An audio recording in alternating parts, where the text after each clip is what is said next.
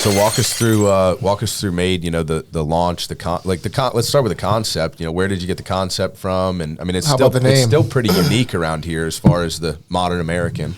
It's funny. The name thing, my business partner and I, Michael Rapatronzone, we argue about this all the time. So I finally conceded last week. Whose idea it was? Whose name, actually, who came up with the name.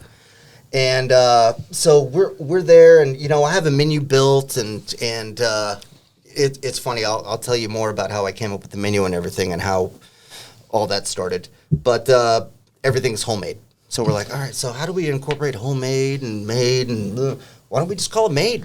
We're literally sitting at Evie's in the corner spot in Slim's Corner. Everybody knows Slim's Corner over there. And we're sitting there, and we come up with Made, and we're like, that sounds really Italian, you know, like made, like, you know, made man. So then we come up with the acronym, Modern American Delicious Eats. And that's how we came up with the name. It's a clever name, though. Yeah. I mean, it gets the job done. And it's also clever because I think a lot of people who aren't in the industry, quote unquote, don't understand that a lot of what you get at a restaurant is not made. Right? It's not. It's from the truck with a brand that begins with an S and ends with an O, right? Yep. And it has a Y and an S and a C in the middle. Same. Well, listen, I don't need to plug them. They're not doing anything for Sarasota SpeaX. No, I hear you. No. So everything is homemade, and that's something that I didn't know. I mean, for the most part. Everything that I possibly can, every single salad dressing, every single topping, sauces, barbecue sauce, like everything. Predominantly homemade. I mean, obviously, you're not, you know, raising the cows. Ketchup. I make my own ketchup. Do you really? Yeah. Wow. Well, I never tasted the difference between that and the traditional ketchup that I won't name because, like Felipe said, they're not doing anything for us. So You're supposed to say, wow, that is the best ketchup I've ever tasted. I never. Not. Fair. Okay, fair. But I'm not a ketchup connoisseur, so it's just kind of there just to, you know, give it a little sauce. Right, Now that you mention it, Not a lot of ketchup's people make their own excellent. ketchup. No, and you know, it's funny when I think about what separates your place from a lot of, there's a ton of restaurants in Sarasota, obviously. Yeah. What separates you guys is, you know, not only just the fact that everything's made from scratch, but the backstory. And you're kind of like a service industry's restaurant guy. I mean, you kind of came Definitely. up. Never done anything else. Right. You came up through the Never. ranks, and now you have your own place. Yeah. And I think that's why a lot of Sarasota needs to know you, and I think that's why a lot of Sarasota would want to know you. That's Well, a my great point. parents, they did it right. You know, it was definitely the school of hard knocks, man. It was, you know, at 9 years old, I would go and visit. My parents divorced when I was 9 months old, 6 months old. So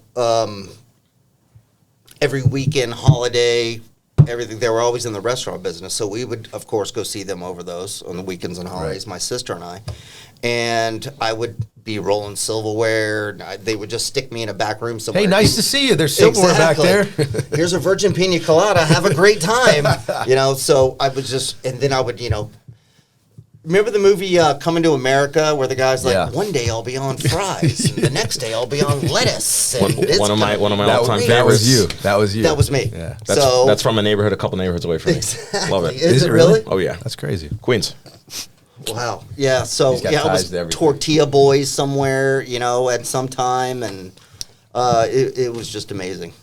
So, And go ahead. But what's interesting about that is a lot of people I know who grew up in restaurants, you know, that's enough to scare them away from the industry, meaning they see the hours their parents are working, or the parents and the grandparents in some cases, and they get put in the back on the silverware or mopping the floors, and, you know, then they want to go get a play with spreadsheets job. My Right. mom literally would not let me work in a restaurant. My mom was a server her whole life, worked Felipe Creek Oyster Bar for a long time, and would not let me work in a restaurant. The one time I did was because they needed somebody, and they're like, hey, you need to bust, can you bust tables? My mom's like, this is the one and only time you're ever allowed to work in a restaurant. You're just trying to help somebody out? Yeah, it was just, the restaurant she worked at needed a busboy to help out, so I helped out, but she would not let me get in the service industry. So Felipe's got a good point, you know. Smart woman. Yeah, Smart right. woman. She I didn't have want two me to get kids, in. and I Would you classify it as low stress or high stress? high stress. High stress, high anxiety, high everything.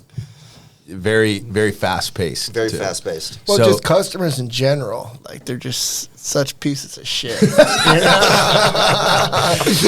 they love to complain to anybody that has to listen. Yeah, they're not there with their phones out for their Instagram promoting local restaurants. That's for sure. Their phones are out for a different reason, leaving bad reviews and shit, right? Just stuff that drives. Yeah. Trey So I nuts. guess that's a new thing with restaurant owners, relatively new.